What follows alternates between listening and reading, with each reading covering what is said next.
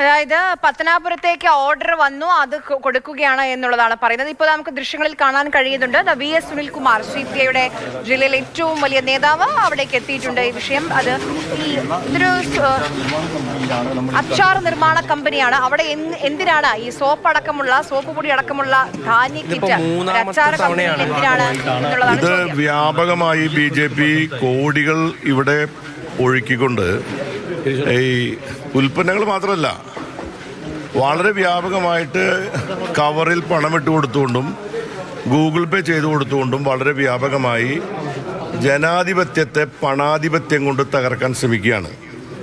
അതായത് ജനാധിപത്യത്തിൻ്റെ ശോഭ അവിടെ ശോഭ കെടുത്തിക്കൊണ്ടിരിക്കുകയാണ്. പാലക്കാട് നേരിട്ട് സ്ഥാനാർത്ഥി തന്നെ പണം കൊടുക്കുന്ന ദൃശ്യങ്ങൾ പത്രങ്ങളിൽ വന്നിരിക്കുകയാണ്. BJP ഇലക്ഷൻ കമ്മീഷൻ നോക്കുകുത്തിയാക്കിക്കൊണ്ട് കേരളത്തിലെ ജനാധിപത്യത്തെ അട്ടിമറിക്കാൻ ശ്രമിക്കുന്നതിൻ്റെ നേർചിത്രമാണ് ഈ കാച്ചേരിയിൽ ഇപ്പോൾ നമ്മൾ കണ്ടത്. ഒരു അച്ചാർ കമ്പനിയാണ്. അച്ചാർ കമ്പനിയിൽ പലവ്യഞ്ജനത്തിൻ്റെ കാര്യം എന്താണ്? അച്ചാർ കമ്പനി BJP നേതാവിൻ്റെ അച്ചാർ കമ്പനിയാണ്.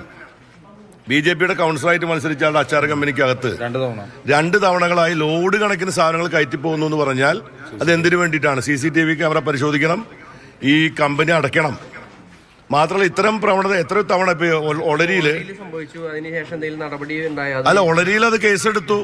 പക്ഷെ ഇവർക്ക് കേസെടുക്കുന്ന ഒരു പ്രശ്നമല്ല, കാരണം ഇവർ ഇലക്ഷൻ കമ്മീഷൻ ഭയപ്പെടുന്നില്ല എന്നുള്ളതാണ് പ്രശ്നം. അപ്പൊ അതുകൊണ്ട് ഇത്തരം സംഭവങ്ങള് ഞാൻ പുറത്തിറങ്ങാം.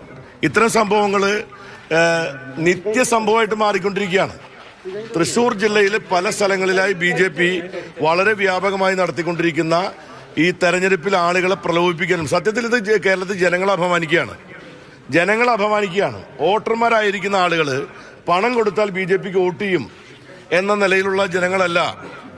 അപ്പോൾ ഇത് നിങ്ങൾ മനസ്സിൽ സുരേഷ് ഗോപിയുടെ ഇലക്ഷൻ കാലം മുതൽ തുടങ്ങിയതാണ്. 2024 ഈ ശിവരാമപുരം എന്ന് പറയുന്ന ഒളരിയിലെ ഒരു ഉന്നതിയിൽ 2000 രൂപ വെച്ച് കൊടുത്ത സംഭവം ഉണ്ടായി. അതിപ്പോ കോടതിയിൽ കേസ് നടന്നുകൊണ്ടിരിക്കുകയാണ്. അപ്പൊ BJP കരുതുന്നത് എന്താണ്? പണം കൊടുത്ത് ഈ ഇലക്ഷൻ ജനങ്ങളെ അട്ടിമറിക്കാമെന്നാണ്.